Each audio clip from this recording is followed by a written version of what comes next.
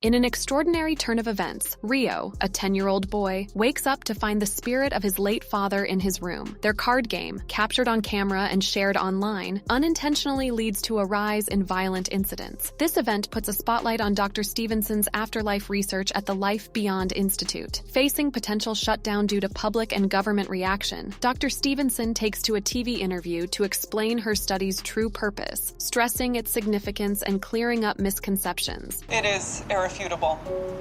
Our consciousness continues beyond our physical bodies. Death is... While packing in her apartment, Rose is interrupted by Chad, there to purchase her TV. Amidst this, she receives a call confirming her trip to San Francisco, which Chad overhears. He makes an inappropriate advance, which Rose sternly rejects. She takes payment for the TV, but deliberately drops it down the stairs, locking Chad out. Ignoring his protests, Rose quickly escapes through the window with her belongings. Life Beyond study? Can you please confirm your password? Yeah, it's 35 capital FML. On a brisk winter morning, Teddy arranges for a car rental to San Francisco for his participation in the Life Beyond study program, despite his boss Milton's skepticism and concerns. After leaving his dog Stanley with Milton, Teddy heads to the rental agency. There, he encounters Rose, who has a driver's license but no credit card, while Teddy himself faces an issue with his soon-to-expire license. At the rental counter, a dispute arises, but the clerk realizes they are both headed to the same destination. You'll need a valid driver's license that doesn't expire for 2 months in order to rent a car. That makes no sense. It's valid for when I need it. I wasn't offering. Can you crack your window, please? It smells like smoke in here. Oh, that's actually not me. Rose, blunt and direct, learns Teddy's appointment is after hers and suggests they travel together. Teddy, talkative yet taken aback by Rose's straightforwardness, agrees to the plan, leading to an exasperated Rose asking if he has earbuds for the journey. Rose and Teddy embark on a road trip in their rental car, with Rose driving and focusing, while Teddy talks about various topics, including a right-to-choose article. At a gas station, Rose observes a touching scene as Teddy returns with snacks, making a playful comment. They continue their journey, and at a motel, Rose insists on separate rooms, leading to a lighthearted joke from Teddy. After getting their keys, they retire to their individual rooms, their trip marked by a mix of serious and light moments. Rose sets a strict 6 a.m. departure time, emphasizing their tight schedule for her important appointment. Despite Teddy's light mood, Rose insists on a strictly professional relationship. She did it. Yeah. Be sure to thank her for me.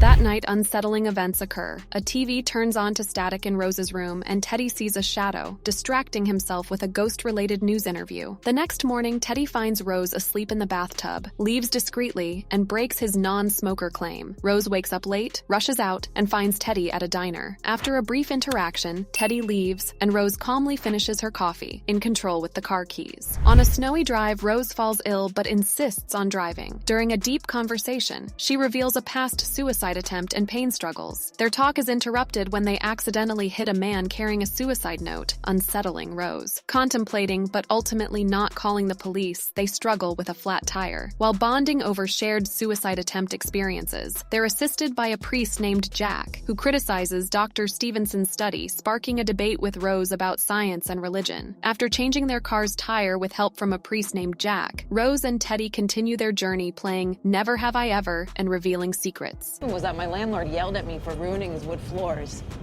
So fuck him. I need someone to do it for me because I can't. In a bar, a dark confession from a man named Sam involving 5 deaths escalates to him brandishing a gun, resulting in their expulsion. Back at the motel, a drunk Teddy confides in Rose about his estranged father and unfulfilled dreams. Rose, troubled by shadows, sleeps on the floor. The next morning, for a change of pace, Teddy impulsively steals beer, leading to a quick getaway and a moment of shared laughter in the car. Rose and Teddy pick up Karma, a hitchhiker going to Santa Fe for the Quadrantids meteor shower. A debate arises about Dr. Stevenson's study, with Karma skeptical and Rose supportive. At a gas stop, Karma suggests watching the meteor shower in nearby fields. Teddy joins her, while Rose stays at the gas station to shop, each following their personal interests. At the gas station, Rose uses Teddy's forgotten phone to make a call. While Teddy and Karma watch the meteor shower, Karma learns about potential shutdown of Dr. Stevenson's study, but keeps it from Rose. Later, Teddy discovers Rose used his phone to locate his father. They drive to his father's frequented bar. Outside, Teddy prepares to confront his father about his past and his life-ending desires, with Rose providing moral support. In the bar, Teddy angrily approaches Charlie, mistaking him for his father, but is directed to Joe, his actual father. Teddy unknowingly sits next to Joe, who celebrates a royal flush win by buying drinks. Overwhelmed, Teddy becomes sick in the bathroom. Rose encourages him to confront Joe. Exiting, Teddy finds Joe gone, and in frustration gets into a fight with Charlie. Rose intervenes, breaks up the fight, and quickly escorts Teddy out of the bar. After a confrontation in the car, Teddy and Rose share a kiss and a romantic night, opening up about their troubled pasts. Rose confesses her guilt over an affair and her mother's death, leading her to the life beyond study. Despite this, Heather, unaware of the affair, remains in touch. The next day, while Teddy sleeps, Rose visits Heather's house. There, Heather warmly welcomes her and meets Teddy. Over wine, as Heather inquires about their meeting, Rose feels tense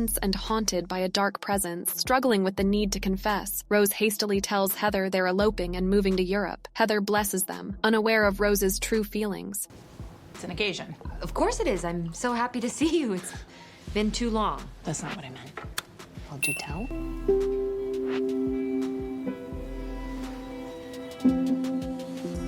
On the road, Teddy supports Rose's story. Urged by a dark spirit, Rose rushes to the Institute in San Francisco. Teddy hesitates about the procedure, but Rose proceeds. Before the procedure, they watch Dr. Stevenson's thank you video. Teddy, opting out, supports Rose. As she receives the serum, Teddy pleads for more time, but Rose, overwhelmed, succumbs to the serum's effects, losing consciousness with Teddy beside her. In a dreamlike state, Rose finds herself in a parallel version of the room, alone. Confronting her dark reflection in the mirror, she apologizes to her mother, initially mistaking the dark spirit for her. The darkness then clears, revealing an unfamiliar face. The room fades to black, and Rose is left in a dark void sprinkled with light spots, where a solitary firefly appears. In a surreal state, Rose relives her life's darkest moments, witnessing them as if from outside her body. She sees her transgression with Nick, feels the impact of her own angry actions, and experiences the isolation from her sister Heather during their mother's passing. Overcome by these haunting memories, Rose desperately seeks silence from the tormenting voices. In this moment of anguish, a spirit, symbolizing her mother, offers forgiveness, bringing Rose peace. A firefly, representing this newfound tranquility, lands in her palm, and she glimpses Teddy grieving over her body. Feeling lighter and free of her dark thoughts, Rose reaches out and miraculously awakens, alive and rejuvenated.